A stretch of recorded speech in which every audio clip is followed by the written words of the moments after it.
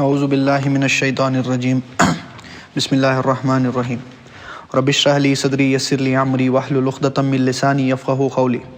اما بعد فاعوذ باللہ من الشیطان الرجیم بسم اللہ الرحمن الرحیم۔ حضرات، جو آج کا عنوان میرا ہے، جو عنوان مجھے آج دیا گیا ہے، وہ ہے نبی اکرم صلی اللہ علیہ وسلم کا دعوت دین یا تبلیغ دین کے مرحلے میں صبر و برداشت۔ تو میں اپنی بات یہاں سے شروع کرتا ہوں کہ جو دعوت دین یا تبلیغ دین کا مرحلہ ہے، میرے نبی اکرم صلی اللہ علیہ وسلم نے اپنے اہل و عیال یا گھر بار سے شروع کیا تھا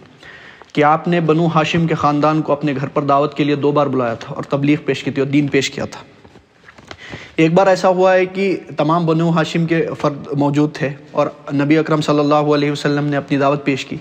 تو پورے مجمع میں صرف ایک بچہ کھڑا ہوتا ہے، 10 یا 11 سال کا بچہ، حضرت علی رضی اللہ عنہ۔ ایک بچہ کھڑا ہوتا ہے اور کہتا ہے کہ اگر کوئی نہیں آپ کا ساتھ دے گا تو میں آپ کا ساتھ دوں گا۔ تو تمام مجمع کھلکھلا کر ہنس اٹھتا ہے کہ دیکھو انہیں، دنیا کی تقدیر بدلنے چلے ہیں اور یہ چھوٹا سا بچہ ان کا ساتھی ہے۔ تو اس کے بعد مرحلہ یہ آیا ایک تبلیغ دین میں کہ اللہ نے فرمایا اب علل اعلان، یہ مطلب اوپنلی آپ اسلام کا جو میسج ہے وہ اسپریڈ کرنا، اس کی تبلیغ کرنا چالو کریں۔ تو بعض اوقات جنرالٹی میں کیسا ہوتا تھا کہ وہاں کا ایک رواج تھا کہ جو بھی کوئی وارننگ یا جو بھی کوئی میسج دینا چاہتا، جو بھی کوئی امپورٹنٹ میسج دینا چاہتا، تو ایک اونچی پہاڑی پر کھڑا ہو جاتا تھا اور آواز لگاتا تھا یا صبا آ، کہ ہائے وہ آنے والی صبح، ہائے وہ اگلے دن آنے والی صبح جو ہمیں ہلاک کر دے۔ اب مثال کے طور پر ایک کوئی قبیلہ ہے، ایک دوسرے قبیلے پر اگر حملہ کرتا تو ایک اونچے مقام پر کوئی جو اناؤنسر ہے وہ جا کے کھڑا ہو کر ہائے یا صبا آ کر کا آواز لگاتا کہ لوگوں کو وہ مطلب جو آنے والے ڈینجر ہے اس کے بارے میں اطلاع دے دے، اور وہ براہنہ ہو جاتا تھا۔ تو لوگ دور سے ہی دیکھتے تھے یہ براہنہ کوئی پکارنے والا ہے، اسے کہتے تھے نذیر اوریا، جو ڈرانے والا ہے یا جو خبر دینے والا ہے وہ جو براہنہ ہے۔ تو نبی اکرم صلی اللہ علیہ وسلم یہ ظاہر بات ہے براہنہ تو نہیں ہو سکتے تھے، لیکن یہی طریقہ انہوں نے آزمایا کہ وہ ایک اونچی پہاڑی پر جا کر کھڑے ہو گئے اور انہوں نے آواز لگائی یا صبا، تو تمام فرد جمع ہو گئے اور یہاں پہ اپنے دین کی دعوت پیش کی۔ تو اسپیسیفکلی یہ میں اس لیے کہہ رہا ہوں کہ ایسا نہیں ہوا کہ نبی اکرم صلی اللہ علیہ وسلم نے دین کی دعوت دی، ان کے سامنے اسلام پیش کیا اور لوگ پے بر پے اسلام قبول کرتے گئے، کہ آپ نے دعا کی اور تمام لوگ مسلمان ہو گئے۔ ایسا نہیں ہوا۔ یہ بڑی مشقت، بڑی محنت، یہ جو بڑی مشکلات تھیں اس کے مرحلے سے گزرے ہیں ہمارے نبی، کہ جو بددلی ہو سکتی ہے، تمام چیزیں، تمام جو مشکلات آپ تبلیغ کے فیلڈ میں سوچ سکتے ہیں، یہ تمام مرحلوں سے ہمارے نبی گزر کر ایک ایگزامپل سیٹ کر کے گئے ہیں کہ لوگ آپ کے بارے میں کیا کہتے تھے، کہ آپ کو کہتے تھے مجنون ہے، جن آ گیا، کوئی جن یا آسیب کا سایہ ہو گیا ہے، یا کوئی پاگل کہتا، یا کوئی شاعر کہتا، یا کوئی کہتا کہ جادوگر ہے، ساحر ہے، یہ کوئی سحر سیکھ لیا ہے، یا کوئی کہتا ہے جھوٹا۔ قرآن مجید کی گواہی ہے جہاں قرآن فرماتا ہے ظاہر کذاب، کہ یہ آپ کو جھوٹا کہتے ہیں۔ جو کل تک عالمین یا صادق کہنے والے تھے وہ آج ظاہر کذاب کہہ رہے ہیں کہ جھوٹا ہے۔ اور ایک مسکنسیپشن تھا کہ کوئی غلام پکڑ رکھا ہے گھر میں اور اس سے ڈکٹیشن لیتے ہیں، اس سے جو تعلیم ہے وہ لیتے ہیں، اور یہاں ہم پر آ کر دھوس جماتے ہیں کہ وہی آئی، معاذ اللہ۔ تو یہ جو تمام مرحلے ہیں یہ جان لیجئے، اور ایسا نہیں کہ اس سے ہمارے نبی کا دل نہیں دکھتا تھا۔ قرآن مجید کی پھر گواہی ہے کہ جہاں اللہ فرماتا ہے کہ اے نبی ہمیں خوب معلوم ہے جو یہ لوگ آپ کے بارے میں کہتے ہیں، اس سے آپ کا دل بھجتا ہے، لیکن صبر کرنا پڑے گا جیسے ہمارے پچھلے پیغمبر صبر کیا کرتے تھے۔ تو یہ تمام مرحلے جو تھے، جیسے میں نے کہا مجنون کہا، کوئی جن کا سایہ ہو گیا، یا کوئی آسیب کا سایہ ہو گیا، یا کسی نے پاگل کہا، یا کسی نے شاعر کہا، یا کسی نے جادوگر، یا ظاہر کذاب، یا کوئی جھوٹا کہتا تھا، تو دل محسوس کرتا تھا۔ یہ کوئی ایسا نہیں تھا کہ کوئی پتھر کا دل تھا، کوئی محسوس نہیں ہوتا، تمام چیزیں محسوس ہوتی تھی ہمارے نبی کے دل پر، لیکن برداشت، صبر۔ اسی لیے قرآن فرماتا ہے فصبر، اے نبی صبر کیجئے، اے نبی صبر کیجئے۔ اور یہی تلقین نبی اکرم صلی اللہ علیہ وسلم تمام صحابہ کو دیتے تھے کہ صبر کرو۔ اور 2 واقعے ذاتی ایذا، جو ذاتی تکلیف پہنچی، اس کے 2 واقعے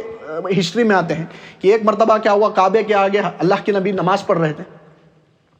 اور ابو جہل جو ایک چادر لیتا ہے، رسی کی شکل میں لیتا ہے اور گردن کے اوپر ڈال کر کھینچتا ہے جسے آنکھیں ابلنے لگتی ہے۔ تو ایک واقعہ یہ ہو گیا نماز میں جب تھے، اور دوسرا واقعہ ہے کہ اللہ کے رسول سجدے میں ہیں اور ابو جہل کہتا ہے کہ کون فلان جو اونٹ ذبح ہوئے اس کی جو بوٹی ہے وہ لے کر آئے گا۔ تو عقبہ بن ابی معیط یہ جاہل اٹھتا ہے اور جا کے اونٹ کی بوٹی لے کر آ کر ہمارے نبی کے کاندھے پر رکھتا ہے، اس سے سر نہیں اٹھایا جاتا۔ تو حضرت فاطمہ رضی اللہ عنہ روتی ہوئی آتی ہے اور اس کو ہٹاتی ہے۔ تو ذاتی ایذا کے ایسے بہت سارے بہت سارے انسیڈنٹس ہیں جو کہہ سکتے ہیں کہ مطلب ہمارے نبی نے برداشت کیے. تو اس پر آتا ہے فصبر، اے نبی ہمیں معلوم ہے جو بھی حرکت کرتے ہیں، جو بھی آپ کے بارے میں برا بھلا کہتے ہیں، اس سے آپ کا دل بھجتا ہے، آپ کے دل کو تکلیف پہنچتی ہے، لیکن صبر کیجیے. اور یہی صبر کی تلقین جیسے میں نے کہا نبی اکرم صلی اللہ علیہ وسلم تمام صحابہ پر کی. لیکن جنرالٹی میں جو ظلم تھا وہ ہوا جو غلام تھے یا جو نوجوان تھے. بعض اوقات وہ غلام تو ایک ملکیت ہوتا ہے، جیسے مطلب اگر جان سے بھی مار دے تو کوئی پوچھنے والا نہیں. یہ جو غلام تھے وہ اسپیسیفک ٹارگیٹس آف آپریشن تھے. نبی اکرم صلی اللہ علیہ وسلم کے پاس ایسا ظلم نہیں ہوا کیونکہ آپ بنو ہاشم کے فرد تھے، اور وہ قبائلی زندگی میں بہت ریئر سرکمسٹانسز پہ ہوتا ہے. تو جو ظلم ہوا حضرت بلال پر، حضرت ابو فقی پر، حضرت زنیرہ رضی اللہ عنہا پر، حضرت سمیہ پر، حضرت یاسر پر، اس کا تصور ہم نہیں کر سکتے. کہ آپ کے علم میں ہے حضرت سمیہ اور حضرت یاسر کا واقعہ، کہ حضرت سمیہ اسلام کی پہلی شہید تھی رضی اللہ عنہا، کہ جب ابو جہل بدترین ٹارچر کر رہا تھا حضرت سمیہ، حضرت یاسر، اور ان کا ایک فرزند تھا حضرت عمار رضی اللہ عنہم اجمعین، کہ حضرت یاسر کو حضرت سمیہ کو ابو جہل ٹارچر کر رہا ہے. کیسے ٹارچر کر رہا ہے؟ جوان بیٹا ہے حضرت عمار، اس کو ایک ستون کے ساتھ باندھ دیا ہے اور اس کے آگے ماں کو براہنا کیا ہے، اس کے آگے ماں کو براہنا کیا ہے. اور جب مار کر تنگ آ گیا ابو جہل، تو ہاتھ میں ایک مورتی ہے ابو جہل کے، تو کہتا ہے کہ اے سمیہ ایک بار کہہ دے کہ تیری اس مورتی میں بھی کچھ رکھا ہے، میں تمہیں چھوڑ دوں گا. ایک بار کہہ دے کہ اس مورتی میں بھی کچھ ہے تو میں چھوڑ دوں گا. کہ مار کر سست ہو گیا ہے، لیکن حضرت سمیہ ٹس سے مس نہیں ہو رہی، تو کہتا ہے ایک بار سمیہ کو کہہ دے کہ اس مورتی میں بھی کچھ ہے تو میں تجھے چھوڑ دوں گا. تو حضرت سمیہ اس پر تھوک دیتی ہے، اس مورتی پر، تو غصہ چڑھتا ہے اور نیزہ لے کر شرمگاہ پر مارتا ہے. سوچ کر دیکھیے کتنی تکلیف ہوئی ہوگی کہ شرمگاہ پر ماں، بیٹے کے آگے ماں کو براہنا کیا ہے اور شرمگاہ پر نیزہ مارتا ہے، خنجر چلاتا ہے. اور حضرت یاسر کے ساتھ کیا ہوا کہ ایک ہاتھ ایک اونٹ سے باندھتے ہیں، دوسرا ہاتھ دوسرے اونٹ سے، دو پیر دونوں اونٹ سے باندھتے ہیں اور چاروں اونٹوں کو دوڑاتے ہیں کہ پرخچے اڑ جائیں. اور یہ تمام چیزیں ہمارے نبی پر بھی ایذا تھی کہ جو نبی کے صحابہ تھے، جو نبی کے ساتھی تھے، جو نبی کے جانثار تھے، ان پر ایسے ظلم کے پہاڑ توڑے جا رہے ہیں. تو اس پر نبی کیا کہہ رہے ہیں کہ اصبروا یا آل یاسر، اصبروا یا آل یاسر، کہ یاسر کے خاندان والوں صبر کرو، تمہارے لیے جنت میں استقبال کی تیاریاں ہو رہی ہیں. تو یہ تمام چیزیں جو میں آپ کو ایک دفعہ سنا دینا چاہتا ہوں کہ کیسے حضرت بلال کے ساتھ کیا کہ تپتی ہوئی ریت پر سلایا ہے اور سینے پر ایک بڑا پتھر رکھ دیا ہے تاکہ پوزیشن نہ ہلا پائے. ایسا ٹارچر یہ دن بر دن کنٹینیو چل رہا ہے کہ تپتی ہوئی ریت پر سلایا گیا ہے اور اس پر سینے پر ایک بھاری پتھر رکھا ہے. اور کیا کہہ رہے ہیں؟ عہد یہ ٹس سے مس نہیں ہوئے صاحب. اور مرحلہ کیا تھا کہ یہ حکم تھا کہ اگر وہ تمہیں جان سے بھی مار دیں تو ریٹیلیشن کا مسلمانوں کو حکم نہیں تھا کہ اگر کہہ جائیں کہ ریت پر لیٹ جاؤ تو لیٹ جائیں گے، کہ اگر کہہ دیں کہ آگ پر کود جاؤ تو کود جائیں گے. کہ پی جا ایام کی تلخی کو بھی ہنس کے ناصر، غم کے سہنے میں بھی قدرت نے مزہ رکھا ہے. اپنے لہو کے گھوٹ پی، زخم پہ زخم کھا کے جی، آہ نہ کر لبوں کو سی، عشق ہے دل لگی نہیں. سینے پہ تیر کھائے جا، آگے قدم بڑھائے جا، یعنی زبان حال سے کہہ دے کہ ہاں ستائے جا. ایک اور شعر ہے کہ ادھر آ ستمگر ہنر آزمائیں، ادھر آ ستمگر ہنر آزمائیں، تو تیر آزما ہم جگر آزمائیں. تو یہ مرحلہ تھا کہ حضرت نبی اکرم صلی اللہ علیہ وسلم فرماتے ہیں اصبروا یا آل یاسر، کہ یاسر کے گھر والوں صبر کرو، تمہارے لیے جنت میں استقبال کی تیاریاں ہو رہی ہیں.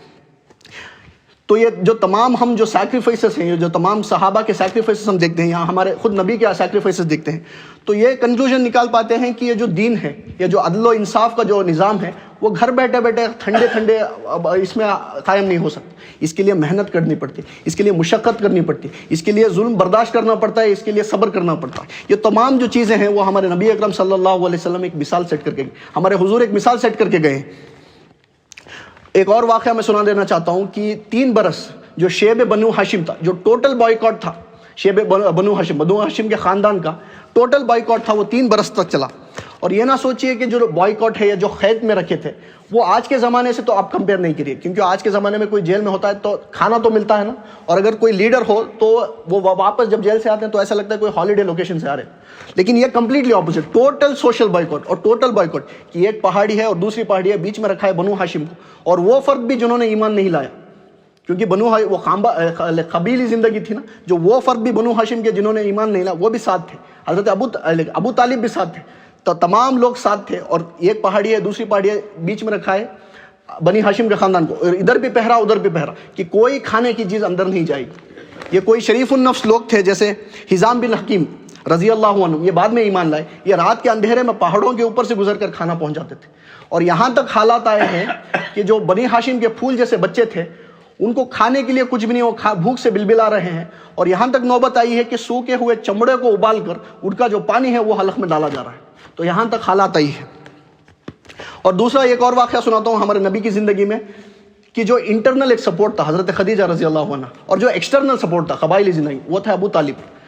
انٹرنل سپورٹ گھر کے اندر جو تھا جو حضرت خدیجہ کا تھا، تو ایک ہی برس میں دونوں فوت ہوئے کہ اللہ نے دونوں کو نبی اکرم صلی اللہ علیہ وسلم سے ایک ہی برس میں چنا۔ تو اس سال کو حضور نے فرمایا یہ عام الحزن ہے، دا ایئر آف گریف جیسے انگلش میں کہا کرتے۔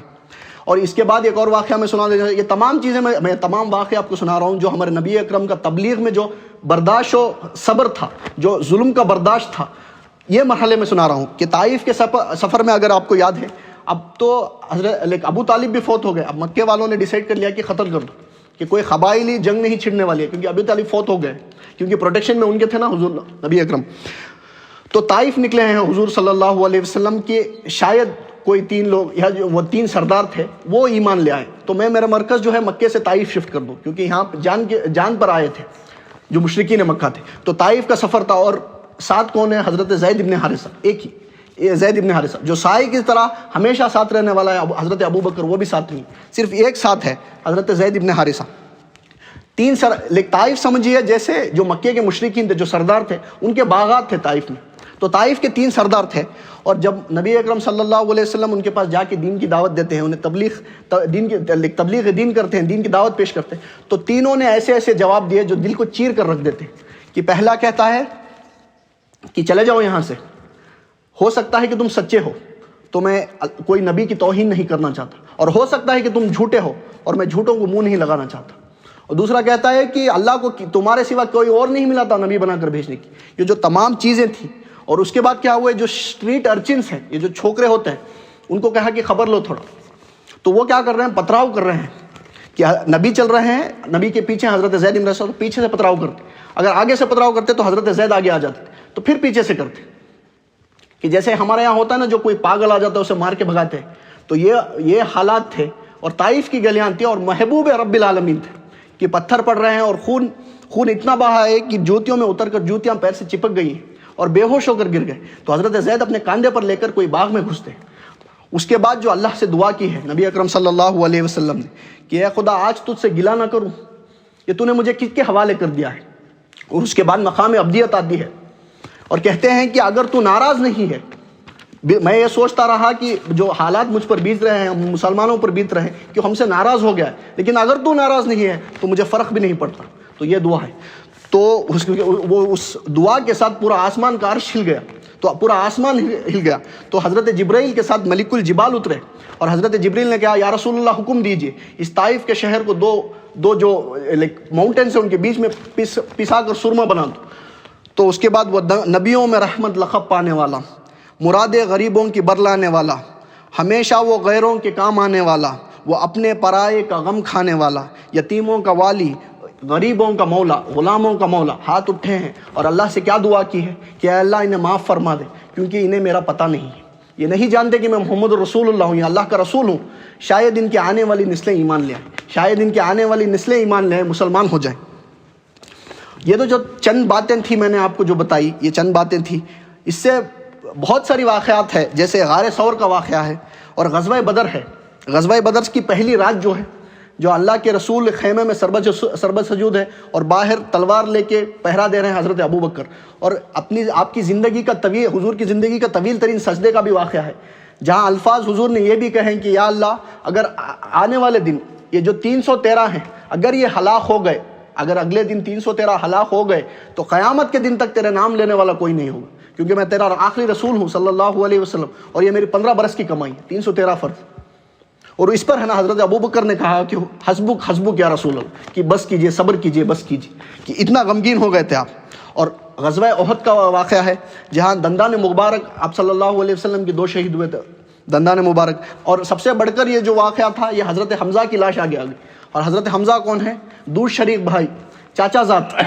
اور لاش کیسی ملی ہے کہ کان کٹے ہوئے ہیں، ناک کٹی ہوئے اور پیٹ چیر کر کلیجہ نکالا ہوا ہے، تو کیا بیتی ہوگی آپ کے دل پر کہ دور شریک بھائی ہے، چاچا ذات ہے اور سب سے محبوب چاچا ہے، تو ان کی لاش ایسے ملی ہے۔ یہ واقعہ، یہ جو دل کے اندر جو غم تھا وہ مدینے میں جا کر ظاہر ہوا کہ جب آپ مدینہ پہنچے تو جنرلی جو غزوہ احد تھے وہاں انصار جو تھے وہ زیادہ شہید ہوئے تھے، کہ انصار کے صحابی کے گھروں سے جو جو غم کی آواز آنے، جو عورتوں کے رونے کی آواز آ رہی تھی، تب حضور نے فرمایا کہ حمزہ کی لاش پہ رونے والا بھی کوئی نہیں، تو انصار صحابہ لوگ ان کی عورتوں کو جمع کر حضرت صفیرہ کے گھر میں بھیجتے ہیں، وہ سگی بہن تھی حضرت حمزہ کی۔ اس کے بعد ایک اور واقعہ ہے غزوہ احزاب کا، یہاں پہ جو قرآن مجید میں ہے اسوہ رسول یہاں پر ہے، سورہ احزاب میں آئے کہ غزوہ احزاب کا جو واقعہ ہے اس میں بیان ہوتا ہے کہ اسوہ رسول ہے کیا۔ جب خندق کھودی گئی غزوہ احزاب میں، کیا ہوا تھا کہ مدینے کی ارد گرد خندق کھودی گئی، حضرت سلمان فارسی کے مشورے پر خندق کھودی گئی تھی، کہ یہ خندق کھودنے میں کئی دن کے فاقے لگ گئے، کہ بہت سارے دن تک خندق کھودی، تو کئی دن کے فاقے لگ گئے، بہت فاقے لگ گئے۔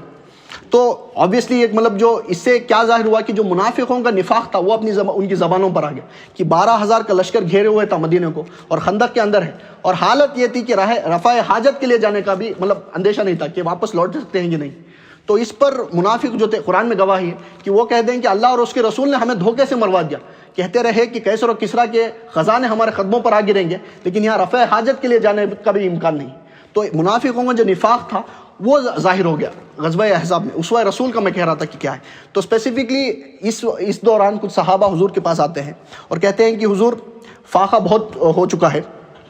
اور ہم اپنی کمر سیدھی رکھنے کے لیے پیٹ پر پتھر باندھ رہے ہیں، کہ ہم اپنی کمر سیدھی رکھنے کے لیے پیٹ پر پتھر باندھ رہے ہیں۔ تب انہوں نے اپنی کرتی اٹھا کر دیکھا تو ایک پتھر بندھا ہوا تھا، نبی اکرم صلی اللہ علیہ وسلم نے اپنی کرتی اٹھا کر دیکھی تو وہاں 2 پتھر بندھے ہوئے تھے، کہ اپنی پیٹ کو سیدھا رکھنے کے لیے 2 پتھر بندھے ہوئے تھے۔ اور ایسا نہیں کہ نبی اکرم کچھ نہیں کر رہے، کہ جو بھاری بھاری پتھر تھے، کیونکہ پترالو زمین تھی، جب پتھر صحابہ کھود رہے تھے تو بھاری بھاری پتھر ڈھو کر نبی اکرم صلی اللہ علیہ وسلم دور لے کر جا رہے تھے۔ اور ایک واقعہ ایسا ہوا کہ ایک پتھر کسی کے ہاتھ سے نہیں ٹوٹ رہا، تو 3 ضرب لگے ہیں محمد رسول اللہ نے، تب جا کے وہ ٹوٹا ہے پتھر۔ تو یہ تمام چیزیں ہیں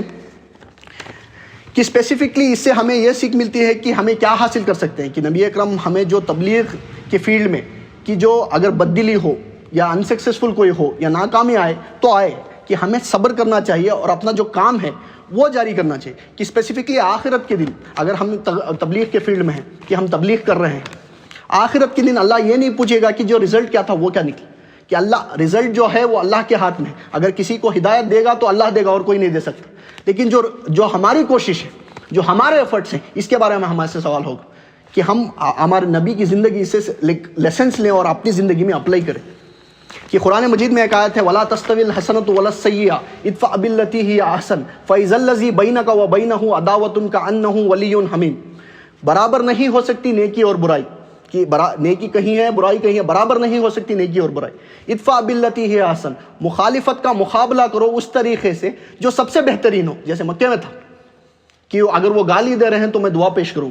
اگر وہ پتھراؤ کر رہے ہیں تو میں پھول پیش کروں۔ دعوت دین کے مرحلے میں یہ سب سے امپورٹنٹ ہے کہ ادفع باللتی ہی احسن، کہ مخالفت کا مقابلہ کرو اس طریقے سے جو سب سے بہترین ہو۔ فَإِذَا الَّذِي بَيْنَكَ وَبَيْنَهُ عَدَاوَةٌ كَأَنَّهُ وَلِيٌّ حَمِيمٌ، تو وہ شخص جس کے اور آپ کے بیچ میں دشمنی ہے وہ ایسے ہو جائے گا جیسے نہایت جگری دوست یا نہایت کرم جوش دوست۔ یہ لاجیکل بات ہے کہ اگر ایک شخص کا رویہ ایک دوسرے کے ساتھ، اگر کوئی آپ کو گالی دے رہا ہے لیکن آپ کو اسے دعا دے رہے ہیں، اگر وہ آپ کے اوپر پتھراؤ کر رہا ہے آپ اسے پھول پیش کر رہے ہیں، تو ایک پوائنٹ آف ٹائم میں وہ ریئلائز کرے گا کہ میرا رویہ اس کے ساتھ کیا تھا اور اس کا رویہ میرے ساتھ کیا ہے، تو دل کھینچے گا۔ تو یہ ہے مرحلے سیکھنے کے لیے۔ ادفع باللتی ہی احسن فاذا الذی بینک وبینہ عداوۃ کأنہ ولی حمیم وما یلقاها الا الذین صبروا وما یلقاها الا ذو حظ عظیم، اور یہاں تک ان مراتب عالیہ کو نہیں پہنچ پاتے سوائے ان لوگوں کے جو صبر کرے، سوائے ان لوگوں کے جو صبر کرے، اور ان مراتب عالیہ کو نہیں پہنچ پاتے بلکہ نہایت نصیب دار لوگ۔ تو اللہ تعالیٰ سے دعا ہے کہ ہمیں جو سنی ہوئی باتیں ہیں اپنی زندگی پر اپلائی کر کے اسے پریکٹیکل لائف میں اپلائی کر کے اسے امپلیمنٹ کرنے کی توفیق دے۔ اور یہ اللہ کا وعدہ ہے کہ اگر کوئی شخص اس کے احکام پر چلے گا، اس کے قرآن کے مطابق چلے گا اور نبی اکرم صلی اللہ علیہ وسلم کی سنت کے مطابق چلے گا، تو دنیا کے کیسر و کسرا، دنیا کے خزانے اس کے قدموں پر آ کے گریں گے. کہ علامہ اقبال کا ایک شعر ہے، اس سے میری بات کو ختم کرتا ہوں. یہ شعر کا مفہوم ایسے ہے جیسے اللہ خود بندے سے فرما رہا ہے کہ کی محمد سے وفا تو نے تو ہم تیرے ہیں، کی محمد سے وفا تو نے تو ہم تیرے ہیں، یہ جہاں چیز ہے کیا لوح و قلم تیرے ہیں. ربنا تقبل منا انك انت السميع العليم وتب علينا انك انت التواب الرحيم واخر دعوانا ان الحمد لله رب العالمين.